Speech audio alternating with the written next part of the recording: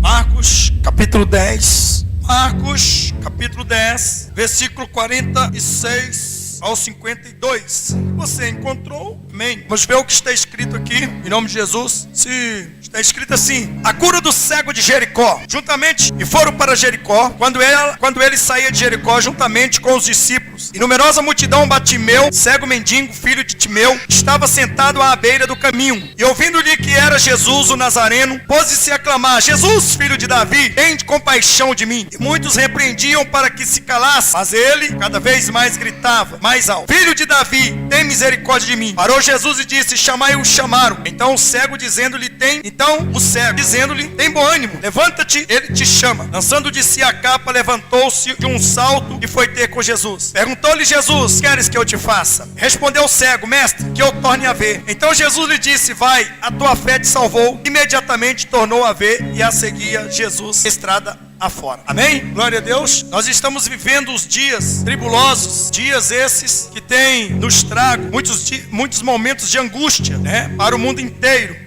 Sabemos que a Bíblia nos relata que Jesus Cristo, a qualquer momento, Ele está aí às portas. Ou seja, arrebatando a sua noiva, Bastaria neste momento, você que está aqui, preste bem atenção nessas palavras. Veja que nós sabemos que havia um homem cego de nascença, um homem chamado, ele gritava: Jesus, filho de Davi, tende compaixão de mim. Em outra passagem não era só um cego nessa passagem, mas sim eram dois cegos. E a Bíblia diz que eles gritavam: Jesus, filho de Davi, tende misericórdia de nós. Eu quero te dizer neste momento que o mundo hoje clama a misericórdia de Deus. Inclusive nós sabemos que a Ucrânia também, por mais do que todo mundo, clama misericórdia de Deus, porque Satanás, ele está invertindo ou fazendo o máximo para que as coisas pudessem não acontecer, não pudesse acontecer.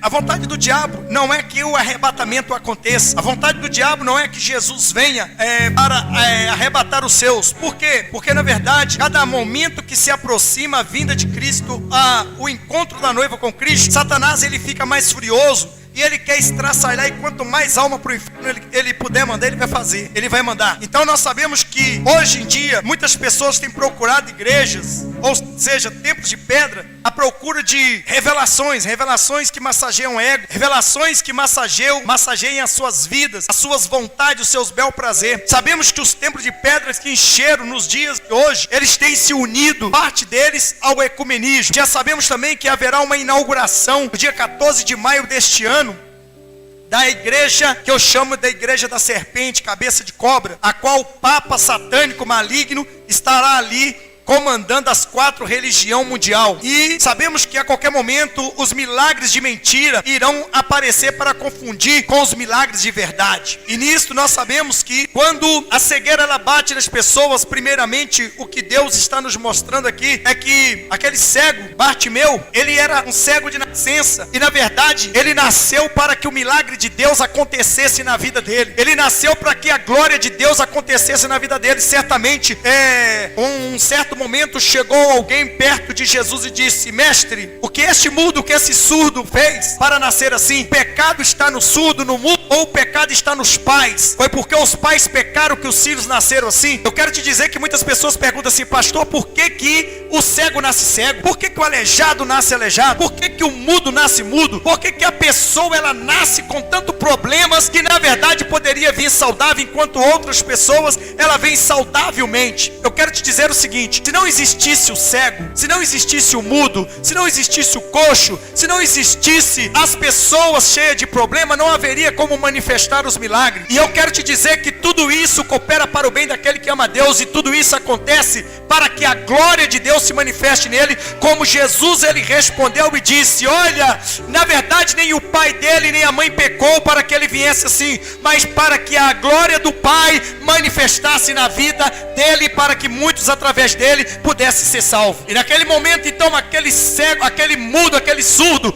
ele passou a ouvir, passou a falar, e neste momento muitas pessoas se glorificaram a Deus e dobraram os seus joelhos diante de Jesus e disseram: nós queremos esse Deus. É por isso que nós devemos entender o porquê há tantas pessoas que vêm neste mundo com esses problemas físicos. Não é porque Deus o mandou. Ah, pastor, mas muitos morrem com os problemas físicos. É claro que nem todos ele vai curar, porque tudo depende da fé. Porque sem fé é impossível agradar a Deus, não é verdade? Muitas pessoas, eu me lembro muito bem de um tal de Morris Cerullo e um tal de Jimmy Swaggart, né? Ele, na verdade, esse Morris Cerullo, pelo que eu posso ver hoje e dizer para vocês, ele se corrompeu. Para mim, ele corrompeu, porque hoje ele dá uma teologia da prosperidade e não tem mais nada na vida de Deus, na vida dele. Eu pude acompanhar aqui em Belo Horizonte, no chamado Mineirão, né, quando eles vinham aqui nessa cidade, e o que acontece? E naquele momento, de lá de cima daquela arena, as cadeiras de roda eram jogadas, as muletas eram jogadas lá de cima naquele campo de futebol, e as pessoas saíam glorificando o nome de Jesus, porque eles estavam sendo curados. Então nós sabemos o seguinte, irmão, que existe uma doença chamada maligna Covid-19, que é a Covid-19, que tem aí rodeado milhares de pessoas, inclusive chamados supostos crentes, porque se eles são crente até o diabo é. Agora quero ver ser cristão. E na verdade eles temem mais essa Covid-19, mais essa mortificina, mais a cepa Omicron, do que eles temem o inferno. Eles têm medo de ser mortos por essas enfermidades, mas não têm medo de ir para o inferno. Então eu quero dizer que hoje os milagres têm deixado de ser pregados dentro dos templos de pedra. As pessoas estão se enchendo de remédio controlados. As pessoas estão se dopando de obras de bruxaria, macumba, feitiçaria, de alta magia. Eu quero te dizer que muitas pessoas, às vezes, elas tomam centenas de remédio para curar as suas próprias feridas e não conseguem. Mas aí eu quero te dizer uma coisa: naquela época não existia cura para o cego, como até hoje, medicinalmente não existe cura para um cego. Nenhuma medicina natural pode fazer um cego voltar a enxergar. Nenhuma medicina natural pode fazer um surdo voltar a ouvir. Nenhuma medicina natural pode fazer um aleijado a sair andando, saltitando. Assim como nós sabemos que naquela época, quando Jesus ele saía de mundo a mundo, de estado a estado, de país a país, ele pregando o evangelho do Pai. Naquele momento as pessoas levavam aquelas pessoas doentes até a presença dele, e a Bíblia diz que ele curava de todos os tipos de sorte de enfermidade, e as pessoas que iam na verdade enfermas, carregadas, voltavam com seus próprios pés, glorificando a Deus. Sabemos que havia um homem com 38 anos que ele estava paralisado em um tanque de Siloé ou de Betesda, e ali naquele exato momento, 38 anos ali perecendo, e todas as vezes que ele ia, alguém se jogava no tanque primeiro do que ele. Quando o anjo agitava as águas, eu quero te dizer que para uma pessoa ser curada naquela época, era preciso um anjo descer e agitar a água, e milhares de pessoas, no meio de milhares de pessoas, era como se fosse uma sorte, praticamente uma loteria. Aquele que se atirasse primeiro, encostasse primeiro qualquer um dos seus membros do corpo na água, ele seria curado. E os demais que caíam atrás, todos eles voltavam para casa com as suas próprias enfermidades. Mas eu quero te dizer que no meio de tudo isso, no meio da misericórdia do nosso Deus vivo, chamado Pai eterno, Pai de toda eternidade, Pai conselheiro, Deus forte, maravilhoso, príncipe da paz, ele enviou Jesus Cristo de Nazaré para que ele viesse nessa terra aqui, para resgatar o povo da escravidão que tinha se entregado ao mundo do pecado. Porque desde quando Adão e Eva pecou, a Bíblia diz que todos nós fomos destituídos da glória de Deus, todos nós fomos expulsos do céu, todos nós fomos expulsos da presença do Todo-Poderoso. Mas Jesus Cristo de Nazaré, ele filho de Deus, ele veio a este mundo pela obediência ao Pai, embora ele não queria morrer, porque sabia como homem era muito temível, a morte era muito dolorosa e era muito angustiosa, a ponto que ele chegou no Jardim das Oliveiras e disse: Pai, se for possível, passa de mim este cálice, mas não faça a minha vontade, mas sim a tua. Porque na verdade Jesus estava sentindo a dor de uma pessoa carnal, Jesus estava sentindo a angústia de uma pessoa carnal, a quanto ele via o temor da morte, o como os homens eram cruel, mas em obediência ao Pai, para resgatar a mim, para resgatar você, para resgatar resgatarmos a nós, ele diz: não faz a minha vontade, porque minha vontade é parar por aqui, é renunciar a esta missão, porque é terrível a morte. A minha vontade é voltar para ti. E aí tudo bem, mas não faça a minha vontade, faça a tua vontade. E naquele momento foi o único momento que o pai virou as costas para Jesus e com certeza em suas palavras ele disse: filho, se você não morrer, essas pessoas que você ama, esses 12 discípulos que você tem escolhido para ganhar os que eu te dei, eles não vão entrar no meu reino, eles não passar para o céu, eles não poderão ter a chamada, aquilo que tanto o mundo, a noiva espera, que se chama o arrebatamento. Eles serão devolvidos aos infernos e eternamente sofrerão por causa do pecado de Adão e de Eva. Mas Jesus, com infinita misericórdia, diz: pai, não seja a minha vontade, mas sim a sua. Se a tua é que eu vou ser morto, crucificado, não importa. O importante é que me dê forças. E veja que Jesus nos ensinou, e muitos hoje dos ministérios, dos templos de pedra, hoje não acreditam mais nos milagres. Hoje não temos visto mais pessoas sendo curadas, saradas, libertas. Não temos visto mais muitos, em algumas denominações, demônios se manifestando. Eu estava conversando com um irmão muito habilitado, até que ama mesmo a palavra de Deus, mas precisa de aprender cada dia mais os trabalhos do Senhor, a estratégia de guerra. E perguntei para ele: quanto tempo tem que no teu ministério você não vê cair uma pessoa endemoniada sendo liberta pelo poder do nome de Jesus? Ele disse: praticamente nem me lembro mais. Sabe por quê? Porque o mundo de hoje, como diz a Bíblia, jaz no maligno. As pessoas, elas param para ouvir, mas o seu pensamento não estão em Cristo, os seus pensamentos estão em outros afazeres. E é por isso que nós temos que entender nos dias de hoje, é por isso que nós temos que contemplar no dia de hoje, que o Espírito Santo de Deus, ele está à porta, batendo a porta do teu coração. Eis que estou à porta e bato. Se você abrir a porta do teu coração, eu entrarei, cearei contigo e você comigo, e certamente eu escreverei o teu nome no livro da vida. Aleluia. Eu posso sentir a presença de Deus neste lugar. Se você está sentindo a presença de Deus neste lugar, vai dando glória a Deus aí, porque Deus hoje quer fazer algo diferente na tua vida. Da maneira que você entrou aqui, você não vai sair. Da maneira que você está assistindo, começou a assistir, não vai terminar do jeito que começou. Vai terminar realmente com uma unção poderosa na tua vida, uma transformação em lágrimas e arrependimento de salvação, para se salvar, para a salvação. Eu quero neste momento dizer: aí os milagres acontecem, Jesus ainda está no meio nosso. Uma coisa que me chamou a atenção no presidente da Ucrânia é que ele usa a palavra de Deus e ele crê e ele incita os seus subordinados, ele incita os seus subordinados a chegar e buscar a Deus. Ele disse: olha, para este presidente Putin, ele pode vir com as armas que ele quiser, mas nós temos um Deus lá em cima que tem poder para nos defender, e ele não pode ir contra o Deus daquele que eles crê, aquele Senhor Jesus Cristo que está lá em cima. Ele falou umas palavras muito fortes, e quando ele falou, o Espírito Santo de Deus me disse: é isto que eu quero ouvir de toda a humanidade. Se aquele que gritar: Senhor, me socorre, eu descerei para guerrear a seu favor. Porque eu quero te dizer: quem não é inimigo de Deus é amigo de Deus, e quem é amigo de Deus é resgatado pela mão forte do Deus vivo.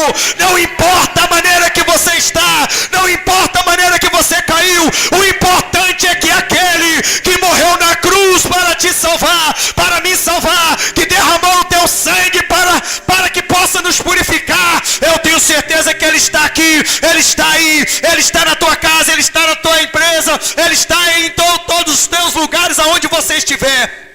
Aleluia.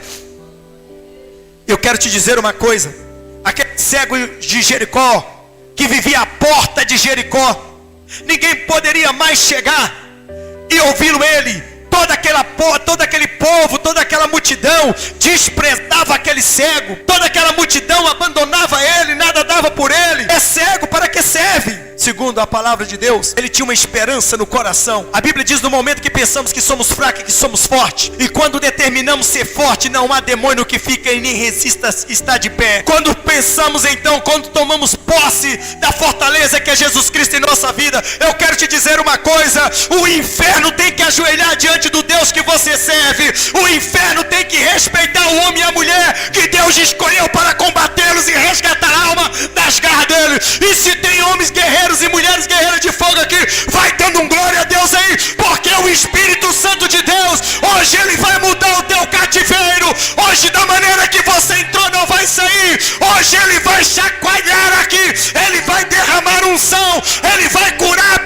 pessoas neste lugar, e se tem algumas pessoas em suas casas assistindo, pare para ver o que vai acontecer na tua vida neste momento. Aleluia, aleluia, aleluia, aleluia, aleluia. Eu posso me contemplar, eu posso ver e perceber o quanto seria importante aquele cego que gritava: Jesus, filho de Davi, tem de compaixão de mim. Eu sei de uma coisa, que quando nós dependemos de alguma coisa, muitas das vezes nós somos ingratos ao Senhor. Quando nós estamos na tribulação, nas lutas, nós corremos para os pés do Senhor, ajoelhamos e fizemos 1001 promessas a Ele. Mas quando aquelas lutas passam, e quando levantemos e olhamos que somos vitoriosos, então nem voltamos para agradecer e dizer o quanto nós o amamos.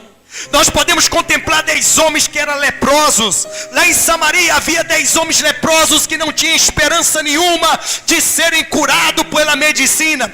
Aqueles 10 homens leprosos estavam destinados, estava penalizado a pena de morte pela sociedade, pelo aquele sacerdotismo, por aqueles governadores, até mesmo pela família, porque eles não poderiam nem mesmo pegar na mão da sua esposa, dos seus filhos, porque eles eram contaminados de lepras. E a lepra naquela época ela era incurável. A lepra naquela época era o monstro da sociedade. E naquele exato momento a Bíblia diz que Samaria, ali no caminho de Samaria, havia muito saqueamento, havia muita covardia, muitos estupros, muitos esquartejamentos, muita guerra. Ali havia muitos ladrões, muito esquartejante, e muitas pessoas não passavam por Samaria para ir para Jerusalém, que era o caminho mais perto, por causa dos tramos violentos que tinha naquela rua, naquele caminho. E naquele exato momento Jesus então começou a caminhar pelo caminho de Samaria. Os discípulos de Jesus correm até Jesus e disse: mestre, por que tu vai passar por este caminho? Tu não sabes que aqui existe homens cruel, mau, que nos afrontam e podem até nos matar, porque eles roubam, eles matam, eles fazem o catástrofe que é. Jesus não importou o que os seus discípulos disseram, sabe por quê? Porque havia uma oração naquele lugar, havia uma oração de um justo. Quero te dizer uma coisa: a oração era de um justo apenas, segundo a palavra de Deus e a interpretação do texto que você vai ouvir. Naquele momento a oração de um clamava por misericórdia, a oração de um, e a fé chegou até Jesus. E naquele exato momento Jesus então disse: não, algo me chama que eu tenho que ir por aqui, eu tenho que fazer uma grande missão neste caminho de Samaria. Vamos passar por aqui é mais perto para Jerusalém. Muitas pessoas davam a volta muito longe para chegar a Jerusalém, porque a estrada de Samaria ela era muito perigosa. As pessoas que passavam ali eram saqueadas, eram mortas, violentadas. Mas Jesus, o Todo-Poderoso, chegou e disse para os seus discípulos: vamos por aqui. Qual é o diabo que tem o poder de chegar e se apoderar do Todo-Poderoso? Qual é o diabo que tem o poder de chegar e tocar nos ungidos de Deus? Operando Deus, ninguém pode impedir. E a Bíblia diz assim: eis que dei poder e autoridade para pisar serpentes, escorpiões, sobre todo o poder do inimigo, e dano nenhum fará mal a ti. Eu creio que Deus me deu este poder, e Deus me levantou da cinza, Deus me levantou dos ossos secos, assim como te levantou das cinzas, assim como te levantou dos ossos secos, para te tornar um exército forte contra o exército do diabo que é derrotado. Para quem crê, vai dando glória a Deus aí. Para quem crê, vai deixando o Espírito Santo de Deus agir na tua vida nesta noite aí, porque hoje o milagre vai acontecer. Essas enfermidades, essas dores que estão nos seus ossos, essas dores que estão na tua cabeça, essa maldita covardia 19, Covid-19, Omicron, esses demônios que foi lançado para tua casa para te aprisionar, hoje eles serão atados, amarrados e fechados, jogados e lançados nas densas profundas trevas, diz o Senhor. Jesus então caminhando naquele momento para Samaria, ao longe ele ouviu umas vozes que entoavam um coro de misericórdia também. Veja que o cego de Jericó gritava: Jesus, filho de Davi, tem misericórdia de quê? De mim. Jesus, filho de Davi, tem misericórdia de quê? Então se você quer misericórdia de Deus, grite comigo: Jesus, filho de Davi, tem misericórdia de mim. Vamos lá todos nós: Jesus, filho de Davi, tem de misericórdia de mim. Eu quero te dizer que quando nós clamamos a Deus por misericórdia, Ele desce com a providência. E não importa qual é o tamanho do teu problema, não importa qual é o tamanho do gigante que está no teu caminho, porque eu te digo uma coisa: quando esse Deus de poder desce, eu quero te dizer que gigante gigante Golias, ele vira menino na presença do nosso Deus. O gigante Golias não tem poder de levantar a espada contra os ungidos de Deus, porque o Deus que os deu, Senhor do Senhor, gigante dos gigantes, está descendo neste momento aqui com todo o seu exército de anjo para poder banir todos os demônios que te trouxeram essa dor, essa angústia, essa tristeza, essa tribulação. Mas nos chama a atenção que naquele exato momento, Jesus, filho de Davi, tem de misericórdia de mim. Isso aí é uma frase realmente que dá certo, é uma frase realmente que o Espírito Santo de Deus, ele se sente à vontade para trabalhar nas nossas vidas quando clamamos por misericórdia. Aí vimos repetir a mesma frase, essas mesmas frases lá com os 10 leprosos. 10 leprosos em Samaria começam a gritar e entoar o coro, um coro maravilhoso, um coro que na verdade comoveu e comove até os dias de hoje o coração de Deus, e gritando desta forma: Jesus, filho de Davi, tem misericórdia de nós. Jesus, filho de Davi, tem misericórdia de nós. Jesus, filho de Davi, tem misericórdia de nós. Eu quero te dizer que naquele exato momento 10 leprosos gritavam esta frase: Jesus, filho de Davi, tem misericórdia de nós, porque estava no plural, não estava no singular. Mas eu quero te dizer uma coisa, que Jesus só foi ali por causa do singular, não do plural. Quem acredita, levanta sua mão aí.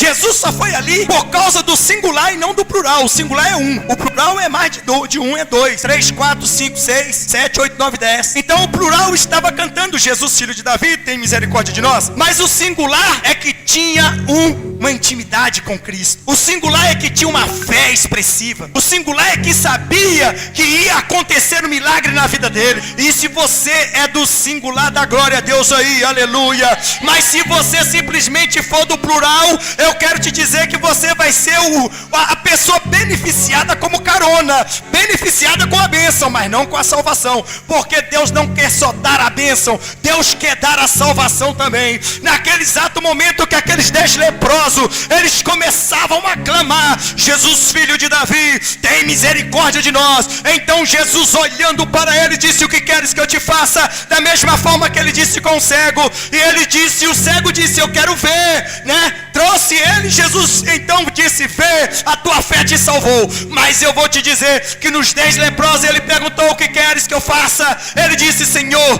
cura-nós. Sabemos que tu pode nos curar, cura a gente. Então Jesus chegou e disse para os 10: vai agora, saia do arraial e mostre aos sacerdotes o que o Pai tem feito. E naquele exato momento eles saíram andando, e quando ainda estava na metade, menos da metade do caminho, nada aconteceu. Que é isso? Mas Jesus mandou eles saírem e mostrar ao sacerdote o milagre que tinha acontecido. Sabe, irmão, porque muita gente não recebe o milagre? Porque eles são tomé, são incrédulos. Quando Deus fala: eu te curei, está curado. Quando Deus diz: eu te abençoei, está abençoado. Quando Deus diz: a tua vitória está chegando, você tem que tomar posse. Porque muitas das vezes você não toma posse e fala: Jesus falou que a minha vitória está chegando, eu tomei posse e não chegou nada. Meu irmão, eu quero te dizer que Deus prova a gente até no último segundo, no último milésimo. Eu sou uma questão disso, eu sou uma testemunha viva que posso contar dezenas e dezenas de milagres que Deus tem feito em minha vida. Mas naquele momento, aqueles 10 leprosos começaram a caminhar até Jerusalém, aonde se encontrava o sacerdote. Sabe por quê? Porque o sacerdote é que examinava, eram os médicos daquelas épocas,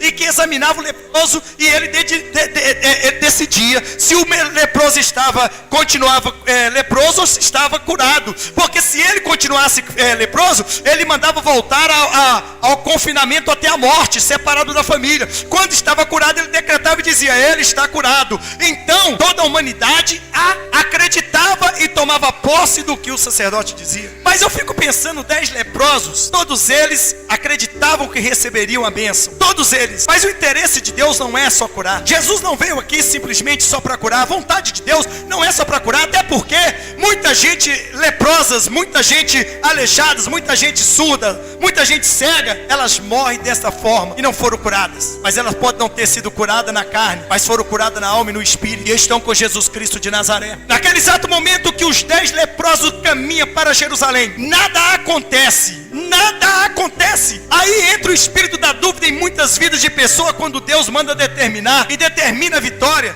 Aí muitas pessoas não recebem porque duvidou. Mas certa vez eu orei para uma pessoa na cidade de Vilhena, Rondônia, e o Espírito Santo de Deus me disse: fale que ela já está curada. E aquela pessoa, ela sentia muitas dores. E eu perguntei para ela: você já está sentindo dor ainda? Ela falou: eu estou sentindo as mesmas dores. Eu falei: mas vai embora, porque Jesus já disse que você está curado. Ou curado, não me lembro se foi um homem ou mulher. Lembro desse testemunho. Naquele exato momento, então, acontece que no outro dia, aquela pessoa me procurou e disse: pastor, quando eu cheguei na metade do caminho da minha casa, daquele culto, as minhas dores sumiram. Eu fui perceber que elas sumiram quando eu cheguei em casa, porque da metade do caminho eu já não sentia nada, e eu fui entender que eu tinha aquelas dores. E naquele exato momento, aqueles 10 leprosos começam a caminhar para Jerusalém. E naquele exato momento, assim que chegou na metade do caminho, o milagre começou a acontecer. Embora aqueles 10 leprosos, todos eles tiveram uma unânime fé da cura, mas por causa do singular, Jesus curou os 10. E naquele exato momento, Deus precisava de chegar e tirar o singular do meio dos plurais. E foi um momento em que todos os 10 foram curados. E naquele momento que os 10 foram curados, um voltou e se curvou aos pés de Jesus, agradecendo a Jesus pela cura, que ele não queria a sua cura, mas agora ele queria adorar ao Senhor Jesus. Agora ele queria o abraçar, agora ele queria estar onde Jesus estava. Então Jesus olhou e disse, perguntou para ele: espera, não foram 10 que foram curados? Sim. Aonde estão os outros 9? Ah, Senhor, os outros 9 foram embora e só eu aqui voltei. E então eu tenho certeza que Jesus disse: pois era a minha razão de passar por Samaria, foi justamente por causa de você, que é o singular, que clamava, que me pedia, que dizia que não queria só a cura, mas a salvação. Tu queria a libertação, mas queria a coroa da vida. Pois agora eu digo uma coisa: tu não somente foi curado, mas agora vai, porque a tua fé te salvou. A tua fé te salvou e fez agora levar você à glória do Pai, porque estará brevemente comigo.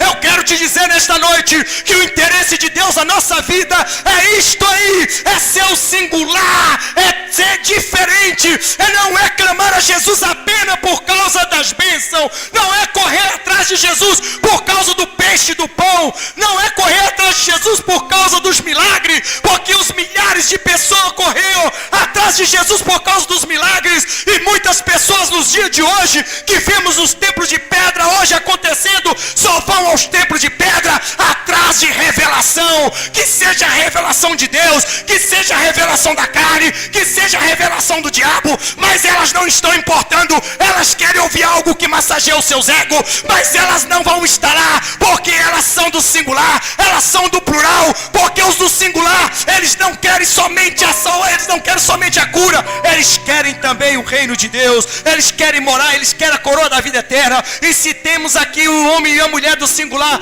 vai dando glória a Deus aí, porque nós estamos clamando unanimemente. Sabe por que singular? Sabe por que singular? Porque a Bíblia diz que a salvação não é pelo plural, mas ela é o quê?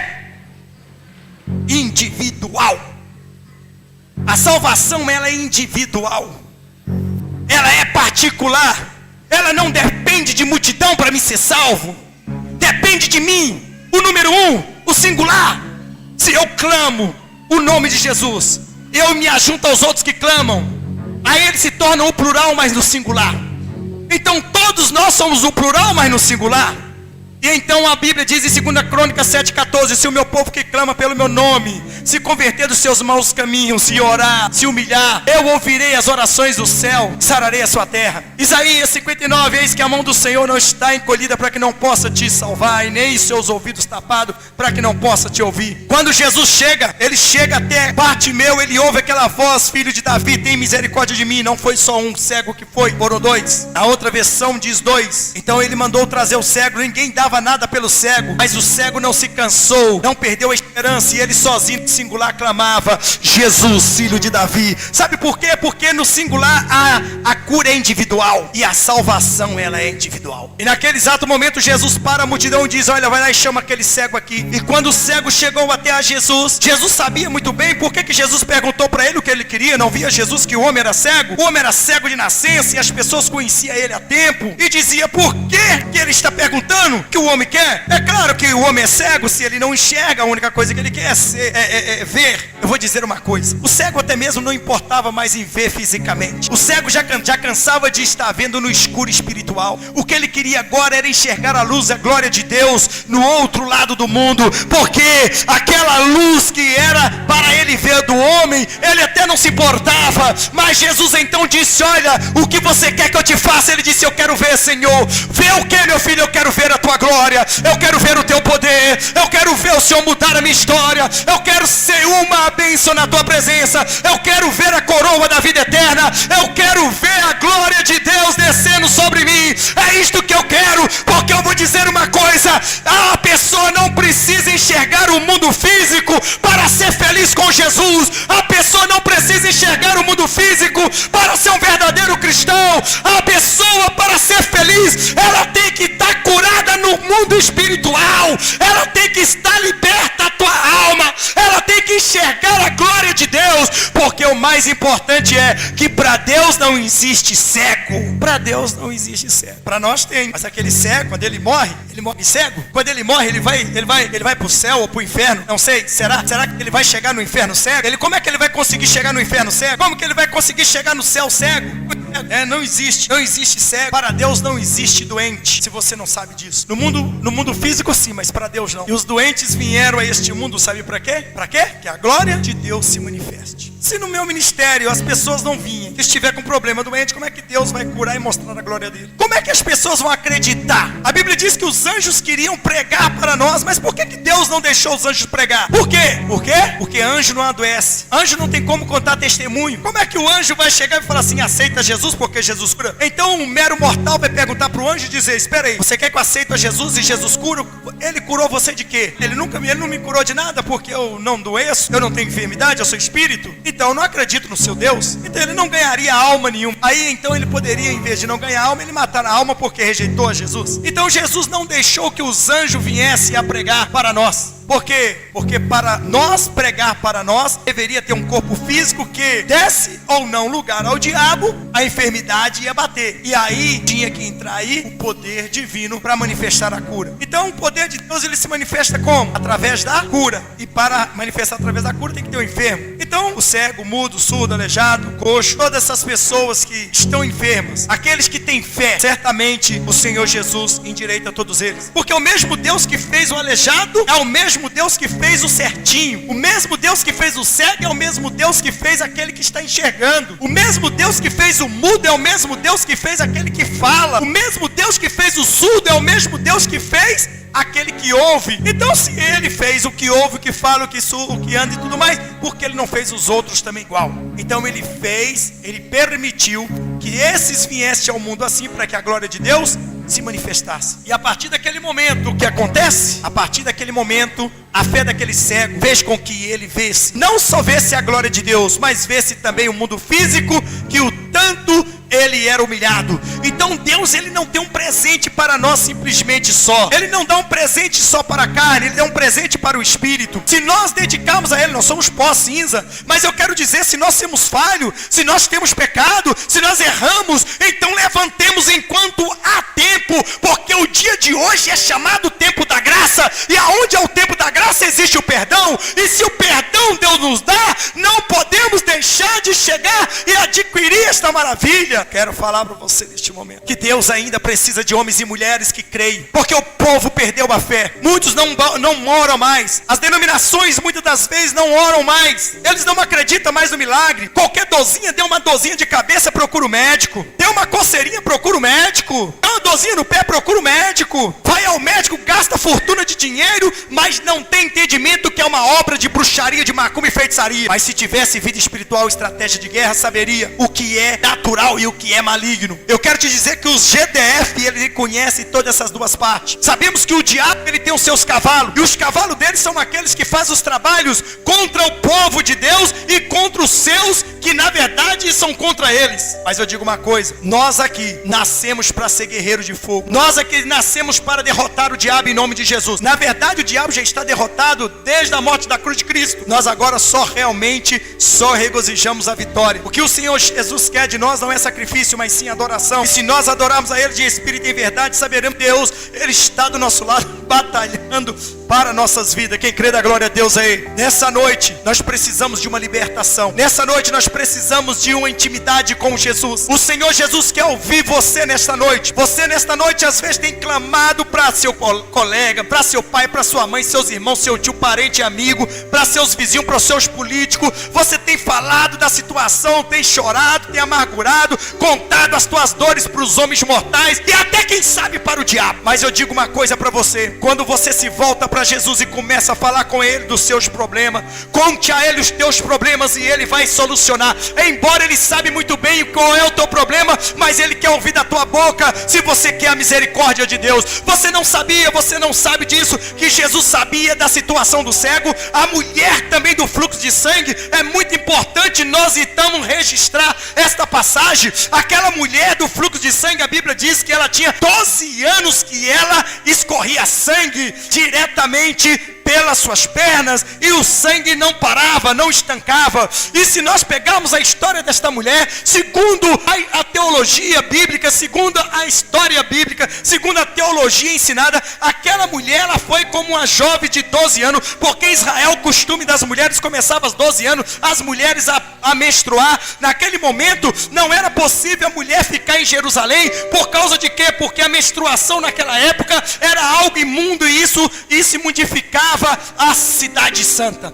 Então, durante o período da fertilidade daquelas mulheres, ou seja, da menstruação dela, dos ciclos dela, elas deveriam ser tiradas todas as vezes que viesse o ciclo menstrual. Elas deveriam ser tiradas e levadas para o arraial, aonde elas ficavam confinadas até os 7 dias passar. Só que, porém, todas as mulheres que estavam nessa situação, ela na verdade era levada para lá e voltava. Mas esta mulher, exclusivamente esta mulher dos 12 anos, que ela ficou 12 anos confinada em um lugar e não podia voltar a Jerusalém. Por quê? Porque na verdade a sua menstruação não parava, e ela não poderia de forma nenhuma entrar na cidade santa, porque a cidade santa poderia ser agora imundificada, ela poderia ser imunda com o sangue da menstruação daquela mulher. E aquela mulher, que era uma jovem de 12 anos, uma pré-adolescente, ela então é levada pelos pais até aquele lugar, até aquele arraial, para que ela fique lá para passar os seus dias do ciclo. Passando alguns dias depois, 7 dias depois, o pai e a mãe foi buscar ela. Chegando lá, os responsáveis disseram: infelizmente, vocês não vão poder levar ela. Por quê? Porque o ciclo menstrual dela não passou. Continua, mas volta daqui 7 dias. Quem sabe daqui 7 dias já parou. E passou-se mais 7 dias, 14 dias, passou-se 14, 21, e foi passando 1 mês, 2 meses, 3 meses, 4 meses, 5 meses, 6 meses, 7 meses, 8 meses, 10 meses, 11 meses, 1 ano, 2 anos, 3 anos, 4 anos, 5 anos, 6 anos, 7 anos. Quem sabe no 7º ano, o pai e a mãe chegou e desistiu e falou: sabe de uma coisa, filha, não dá mais para a gente manter você aqui, não dá mais para a gente sair de Jerusalém para vir ao arraial ver você, porque a nossa situação financeira está realmente, totalmente acabada. A Bíblia diz que a família dela gastou tudo que tinha com a cura daquela jovem. Uma jovem mulher, segundo a Bíblia, aquela mulher tinha 24 anos. Naquele exato momento, quem sabe a filha ouviu da mãe e do pai falando: olha, nós estamos despedindo de você, são 7 anos que nós estamos aqui, já gastamos tudo o que nós tivemos. Vendemos a nossa casa, estamos morando num barraco de lona, vendemos isso, vendemos aquilo, fizemos tudo o que queríamos fazer para te resgatar, filha. Mas infelizmente os médicos, as pessoas aqui, as parteiras, o que for, diz que não há solução para o teu problema. Naquele exato momento, quem sabe se despediram em choro soluço, e ela vendo sua mãe, seu pai, seus familiares indo embora, e ela não poder acompanhá-lo, voltar para sua casa, aquele quarto que tanto ela ficava, juntar-se com aquelas amigas que antes ela ia e ficava com elas, não podia mais ter aquelas amigas. Embora volta e meia ela via aquelas amigas vir, passava os 7 dias de ciclo e ia embora as amigas, e ela era uma presa, uma prisioneira, na verdade, confinada até a morte naquele lugar. Segundo, então, existe uma coisa: ali existia uma pessoa singular. E olha o que é a diferença de uma pessoa singular. A pessoa singular, ela tem uma diferença, ela se reserva para Cristo. Quem crê, diga glória a Deus. A pessoa singular, ela chega e dedica a Cristo a sua santidade. A pessoa singular não precisa de A, ou de B, ou de C, ou de D, ou de S, de F, de H, nem de Z, nem de X, nem de nada para chegar a se consagrar. Ela vai se consagrar e buscar ao Senhor. E a Bíblia diz que buscamos até mesmo em secreto dentro do quarto.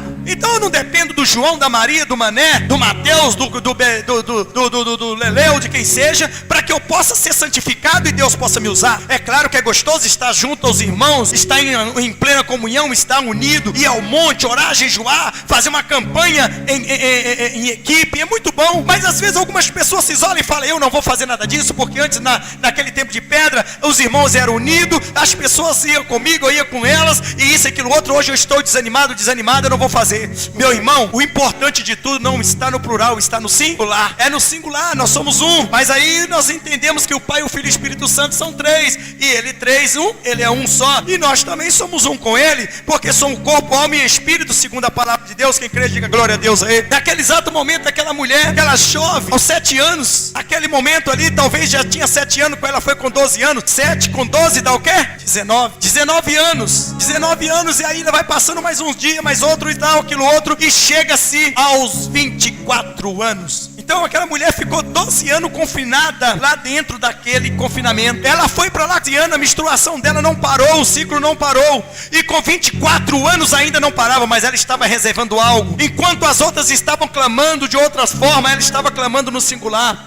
E por causa dela, Jesus entrou na cidade. E eu quero te dizer, por causa de um que está em contrito consigo em Cristo, o Senhor Jesus desce o exército para proteger, desce o exército para guardar, desce o exército para abençoar. E o Pai desce para chegar e para ver a vitória do Filho nessa terra. Naquele exato momento, aquela mulher, ela ficou sabendo que um homem chamado Jesus Cristo iria entrar ali naquela cidade. E aí ela chegou e disse, olha, há muito tempo eu já ouvi falar de um Jesus que cura, um Jesus que salva, um Jesus que na verdade tem uma maravilha em suas mãos. Eu já ouvi falar que ele ressuscitou o filho da viúva, eu já ouvi falar que ele ressuscitou a filha de Jairo. Sabe por quê? Porque antes da cura daquela mulher, Jesus passou na casa de Jairo e ressuscitou a filha dele. Eu quero te dizer que Jesus vai passar na tua casa antes de refazer outras coisas e vai fazer o milagre acontecer na tua vida. Se você crê, da glória a Deus. Se é na tua mãe, o teu pai, teu irmão, teus filhos, teus parentes e amigos, o Senhor Jesus vai mudar a tua história, o teu cativeiro. É hoje que Deus vai balançar. Os infernos hoje vai tremer com a voz do Senhor e com a pisada forte do Pai, do Filho e do Espírito Santo. Nesta terra o diabo vai ter que chegar e se ajoelhar. Naquele exato momento, naquela hora, segunda parana coça de quempanocho de candonomacaio de covenébria samuchu de coflamagachada e candronegenegene o aramanogosu de flepla race de flemenegeche tui de compranagache de cai. Diz o Senhor que tem pessoas aqui, que tem pessoas assistindo, que vão receber o milagre que estão buscando, que vão receber a resposta que estão buscando. E se é a santificação em primeiro lugar, porque a Bíblia diz, buscai primeiro o reino de Deus e a sua justiça, e as demais coisas vos serão acrescentadas, e assim o Senhor Jesus te trará a tua vitória. Naquele exato momento, aquela mulher chegou e disse, não, eu vou ouvir dizer que Jesus vai entrar nessa cidade, e eu vou lá. Aí aparecem as filhas do capeta misturado com a pombagira naquele lugar, e diz para aquela mulher, olha, você é uma jovem bonita, você é uma jovem até boa, de boa aparência, veja bem que se você sair lá fora para ir atrás desse Jesus, eles vão chegar e vão te matar. Sabe por quê? Porque o teu fluxo de sangue está derramando e sai fazendo trilha, sai fazendo risco, e então eles vão te achar, porque aonde o sangue parar você vai estar. Mas aquela mulher estava decidida e disse, a quem temerei? Não temerei a morte, nem se a morte vier a mim, porque aquele que eu vou buscar, ele me livra da morte, porque ele é maior do que a morte, e o nome dele é Jesus de Nazaré. Naquele exato momento, aquela mulher então, ela olha de um lado, olha do outro e fala, eu vou sim. E aí os filhos da pombagira tranca a rua. Os filhos da pombagira tranca a rua são aqueles que querem pedir a bênção na tua vida. É, que você quer se consertar a tua vida com Jesus, quer voltar para Jesus, quer colocar aquelas maquiagens lá no lixo, quer colocar aquelas roupas indecentes no lixo, você quer parar de beber, de fumar, de jogar, de prostituir, mas as pombagiras imagina, está dizendo, não vai não, porque Deus não te aceita, ele vai te vomitar, ele vai fazer isso aí, é mentira, o diabo é mentiroso, sabe por quê? Porque a morte de Jesus, ele já comprou você na cruz, a morte de Jesus já nos lavou, já nos purificou pelo sangue do Cordeiro, e eu posso te dizer que o momento que somos fracos é que somos fortes, assim diz o Senhor, quem é forte da glória a Deus. Naquele exato momento, aquela mulher, ela olha para um, olha para outro e diz, por que vocês não querem que eu vá? Porque você vai morrer. Eu sei que o medo é bastante, mas a fé que está em mim é maior do que o medo. E ela então pegou um lençol sobre ela, e ela saiu no meio da multidão, e ela disse, eu não preciso de chamar a atenção de Jesus, eu apenas preciso tocar. Se apenas eu tocar nele, serei curada. Olha o que ela era, ela não era do plural, ela era do singular, porque o plural não queria que ela fosse, e se ela tivesse no meio do plural, certamente o plural recebia a bênção por causa dela. Existem muitas pessoas que é abençoada por causa de você, sabia disso? Às vezes sua mãe, seu pai, seu irmão, seu tio, seu parente, seu amigo, até aquele seu rival lá no emprego, ele é abençoado por causa de você, porque ele acha que ele crê em Deus, mas você que tem compromisso com Deus. E aonde o Senhor Jesus, se você é luz e existe uma treva, aonde a luz está, vai iluminar a treva. Então no momento que ele estiver perto de você, vai ser contemplado também, por milagre que seja. Mas quando ele se afasta, quando a luz se afasta dele, aí vem a devoração contra eles. Naquele exato momento, aquela mulher, até parece que vejo ela saindo, né, empurrando todo mundo, sai para lá, dá licença e tal, aquilo outro, e os discípulos cercando Jesus, como se Jesus gostasse de segurança, igual esses abestados aí que andam aí, ó, desse jeito aí, esses pastor bestas aí, ó, certo, imbecil, que anda cheio de segurança, cheio de polícia, de armado, com medo de morrer. Se tem com medo de morrer é porque tem pecado, e que já sabe que se morrer vai para o inferno. Mas Jesus não tinha medo de morrer, Jesus não precisava de segurança. Inclusive quando Jesus foi preso lá no Jardim das Oliveiras, Pedro já meteu a mão na espada e pegou e decepou, fez o mal escutar o chão, cortando a orelha do soldado mau. Jesus olhou para Pedro e falou, Pedro, mete a tua espada na bainha, porque quem com ferro fere será ferido. Não sabes tu que eu posso clamar ao meu pai agora e pode mandar 12 legiões de anjos? Uma legião, um anjo, irmão, um anjo, uma legião de anjos é 6.000, seria 72.000 anjos. Então veja bem, que Pedro então colocou a espada na bainha, porque Jesus estava dispensando segurança particular. Pedro se ofereceu para ser segurança particular. Irmão, homem que é homem de Deus, ele não tem medo da morte. O homem que é homem de Deus, ele não tem medo de morrer. O homem que é homem de Deus, ele não tem medo do diabo. Ainda que ele tenha uma falha com Cristo, mas ele se arrepende. Aquele que prometeu guardar, ele guarda ele onde ele estiver. A Bíblia diz, se o meu povo que clama o meu nome se humilhar, se converter dos maus caminhos e orar, eu ouvirei sua oração do céu. Eu ouvirei, sararei a sua terra. Nós já estamos acabando. Aquele exato momento ali, aquela mulher sai empurrando todo mundo, empurra daqui, empurra de lá, empurra daqui, empurra de lá. Mas e as marcas de sangue? O povo estava tão afliçurado que nem pro chão estava olhando. E todo mundo querendo tocar em Jesus. Tem muita gente que ora e acha que toca em Jesus. Anda igual um desmantelado e acha que é servo de Deus, serva de Deus. Quer entrar no céu de qualquer maneira, vai empurrando para entrar de qualquer maneira. Quer entrar sem santificação, sem jejum, sem oração, sem doutrina, sem basicamente nada biblicamente obedecendo. Acha que coloca uma Bíblia debaixo do braço e acha que vai para o céu. Vai para o céu do capeta, porque o pão e o peixe é para todo, mas a salvação é individual. A bênção é para todo, mas o dono da bênção é particular. Naquele exato momento, quando a gente imagina aquela mulher entrando no meio, empurra daqui, empurra de lá, e alguém começa a empurrar ela aqui, esmaga ela lá, e sei que talvez ela queria gritar, mas ela falou, não, eu não quero nem chamar a atenção. Se eu gritar, Jesus, filho de Davi, tem misericórdia de mim, fazer igual aos outros, eles vão chegar, vão me matar, eu antes de Jesus chegar. Aí ela disse, não, eu quero apenas tocar. Se eu tocar nele, tá o suficiente, só quero tocar, porque não precisa nem dele falar nada comigo, porque eu sei que dele há poder. E a Bíblia diz que naquele momento, que ele empurra daqui, empurra de lá, ela empurra daqui, empurra de lá, e quando então ele começa a chegar, ela toca nas vestes de Jesus, apenas nas suas orlas. Naquele momento, Jesus deu um brado e falou, pare todo mundo ficou intactamente parado, todo mundo sabiamente olhando para Jesus. O que está acontecendo? Que ele mandou todo mundo calar. Eu quero silêncio, todo mundo silêncio, eu quero saber quem tocou em mim. Olha a pergunta que Jesus faz no meio da multidão. A multidão enlouquece.